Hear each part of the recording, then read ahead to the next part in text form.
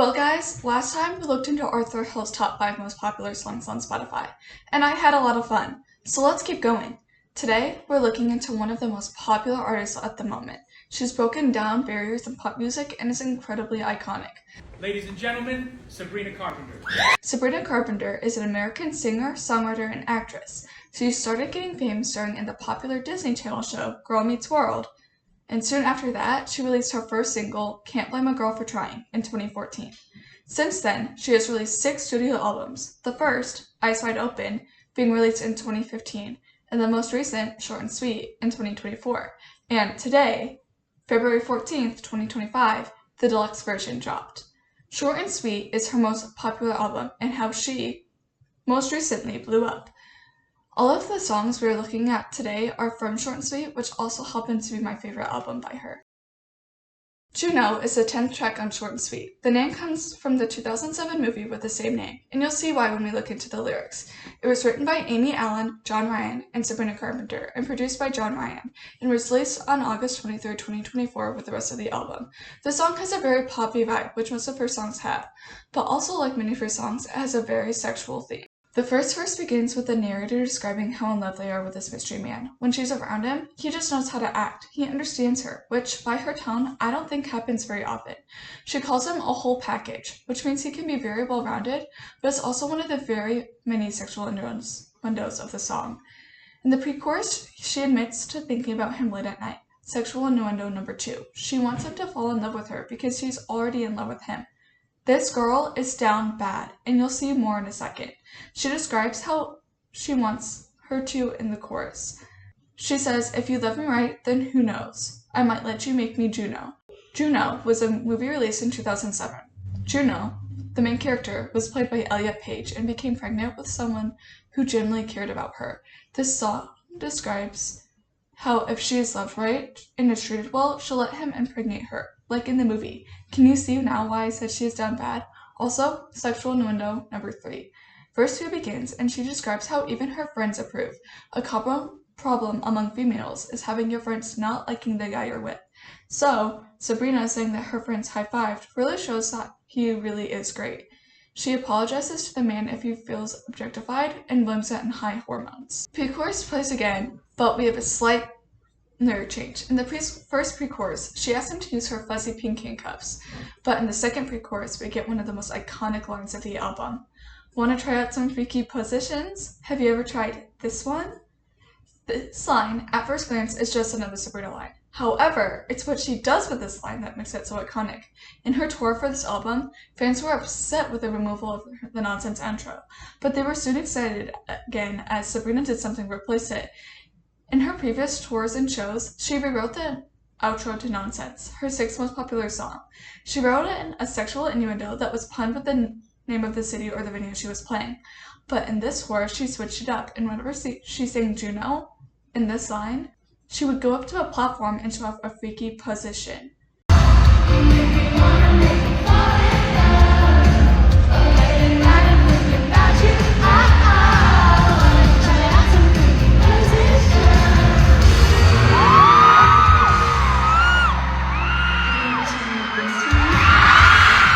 The chorus plays again, and we get sent to the bridge. The bridge is full of just pure craving and desperation.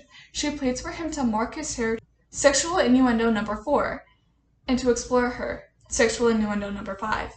But as the bridge repeats, we get a change that I'm not even going to count as an innuendo. It's just straight up freaky. She says, and I quote, hold me and explore me. I'm so effing horny.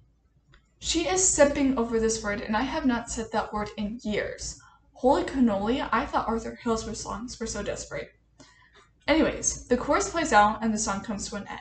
This song is very freaky, but that's the entire point of the song. Sabrina has made it very clear that if you can't handle a woman who is open about her sexuality, don't listen to her music or go to her shows.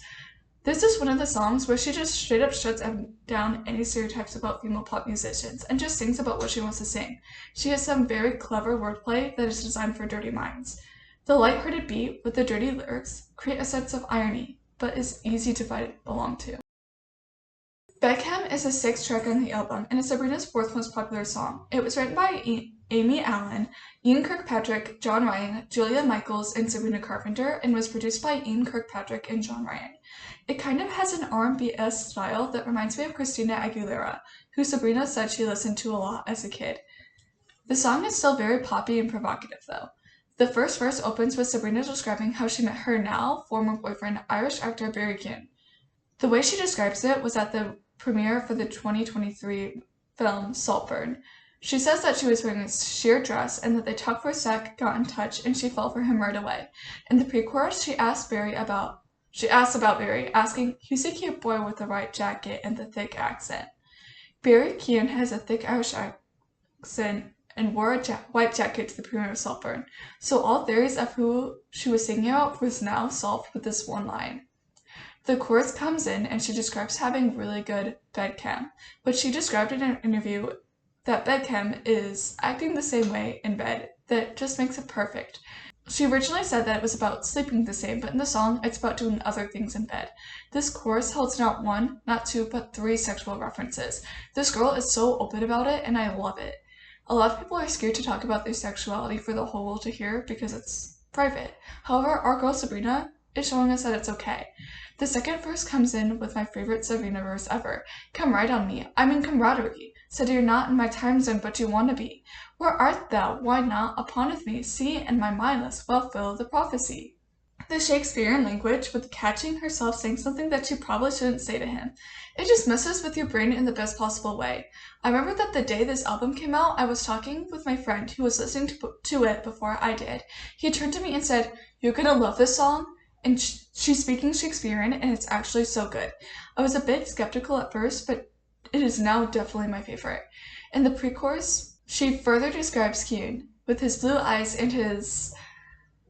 The chorus plays again, and the bridge arrives. In the bridge, she describes how she thinks they'd fit together, with even more sexual innuendos. But it's so good. Like, generally, I love this song so much. And the chorus plays again, and she vocalizes as the song fades out. The song does something to your brain. It's so addicted, and the dialogue-y lyrics with the high melodies and the gorgeous wordplay just make you feel so good. But all of Sabrina's songs do. She is actually amazing, and so is the song. I love a little dirty song here and there, and Sabrina never fails to deliver, especially when the beat is just as catchy as this is. The second track and second single on Short and Sweet, Please Please Please, is Sabrina's third most popular song. It was written by Amy Allen, Jack Antonoff, and Sabrina Carpenter, and produced by Jack Antonoff. The synthy melodies and swayy lyrics really pull the whole song into you and make you feel so good. But then you hear the lyrics, and it makes you feel a little bit depressed. The first verse opens with Sabrina describing her feelings about her relationship and his reputation. She articulates that she knows that he is good and that she knows he has good taste, but that others disagree. She begins asking him to behave nicely so that others can believe her, which leads us to the chorus. She urgently begs him to please, please, please not embarrass her or act in any way that could be perceived as a bad boyfriend. For the first time, she states that he could break her heart, but just don't break her ego. He could ruin her life, but it'll be fine so long as she still has her ego intact. She cares about him, and she loves him, but we can also start to see her caring very deeply about her reputation. We can start to see this idea growing in the second verse, where she asks him to stay inside together instead of going out and being in the public eye. She wants him to stay with her, but she also knows that she will be criticized and maybe even ridiculed for dating this guy who is maybe not nice. She's trying to stay with him, even though she knows that it's not going to be accepted by fans or just society in general. She states that we could live so happily if no one knows that you're with me. I'm just kidding, but really, really, really. These lyrics, along with her desperate tone, really show just how truly she wants him, but knows that it's maybe not so good. The chorus plays again, and we are met with the same desperate, frustrated tone, with the same intense begging. She finishes out the song with her warning him about his possible actions. She once again states that he could do anything, but just don't let her see or make it known to the public. She just doesn't want to know anything that could make her hate him. But why? Because she is so undoubtedly in love with him. She wants him forever. However, she is warning him not to do anything publicly that would make her write terrible songs about him prolifically.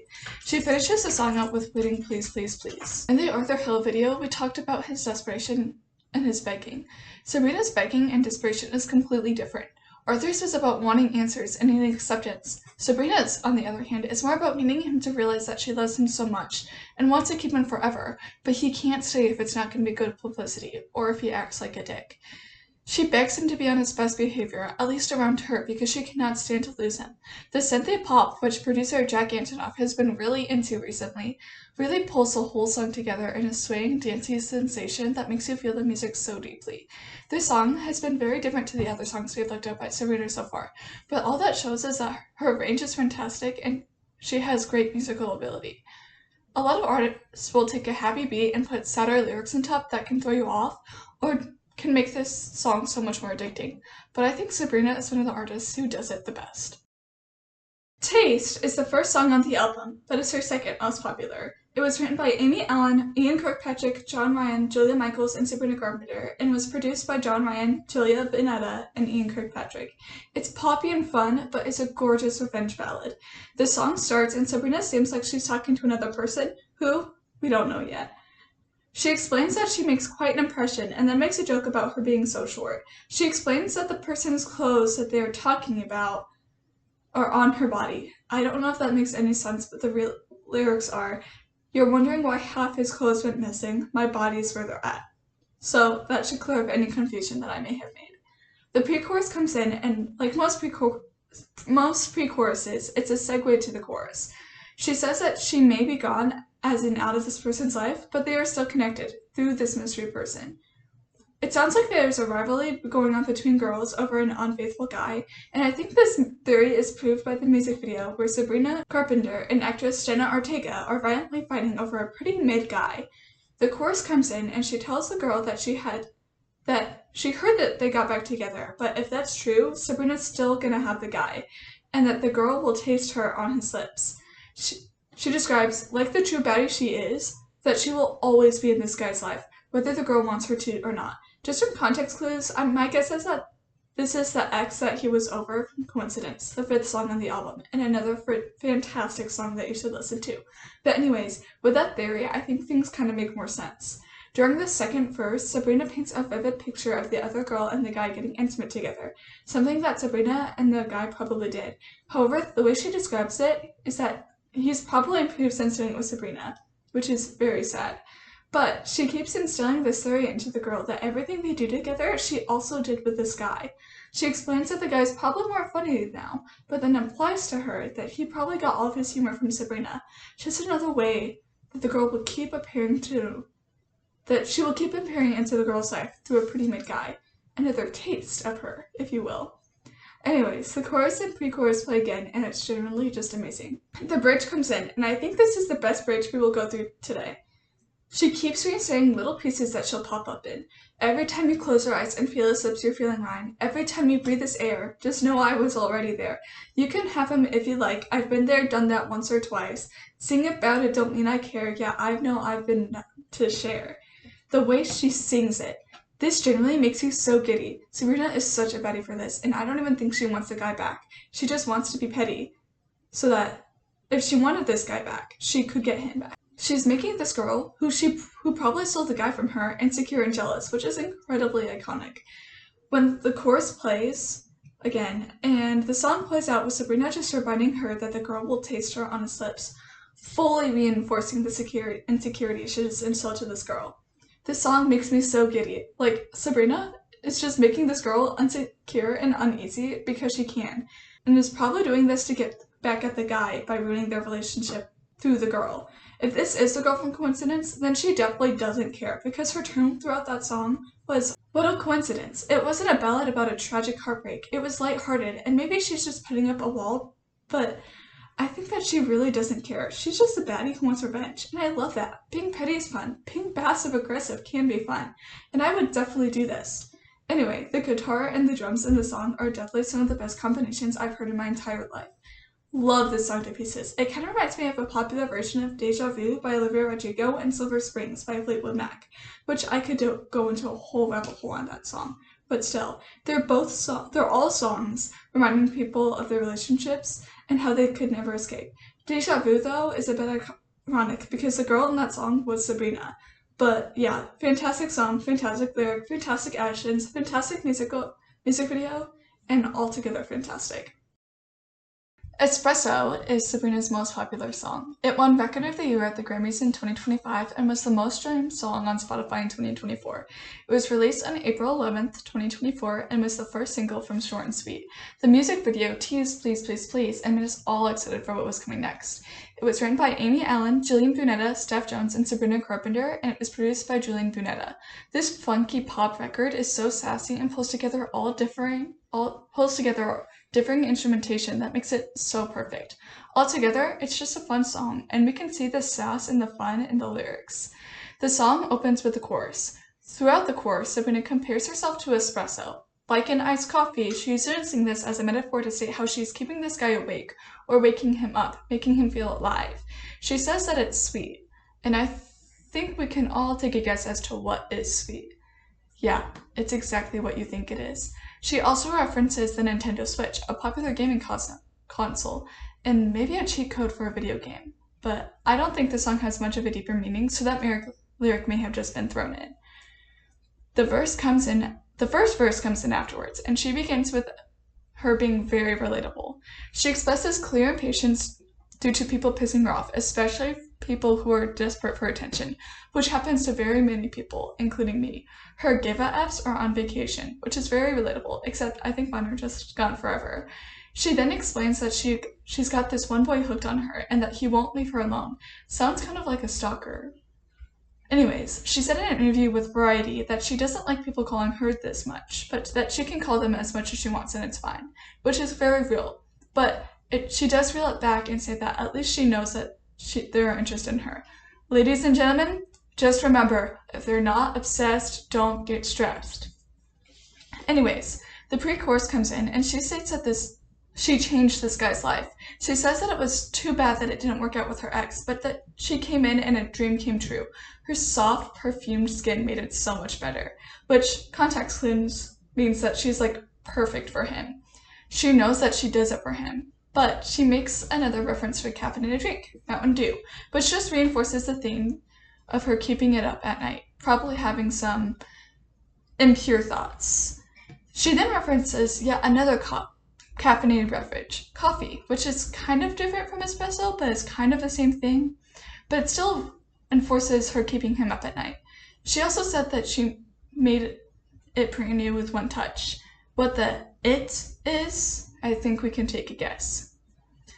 The chorus plays again and we are met with the second verse. During the second verse, she says that she works late because she's a singer. We know that this line is about her writing during her 12-day break from the Eras tour. However, paired with the next line, it can be implied that she doesn't have time for a relationship, but since he is so wrapped around her finger, he is willing to stay with her anyways. Not ever wanting to leave her side, which is super cute, but also kind of creepy. She describes how her twisted humor makes him laugh. Twisted probably means sexual or just really dirty. She calls him Honeybee, which is very cute, because the guy the song is most likely written about is Barry Keoghan. Get it? Honeybee as in bee as in Barry. Also, Barry the Bee from the Bee Movie, except this Barry the Bee isn't trying to sleep with a human while being an actual bee. Anyways, she calls him to come and get this pollen. Pollen meaning the same thing of the thing that was sweet earlier in the song, if you know what I mean. Anyways, the pre-chorus and chorus play again and the song finishes out.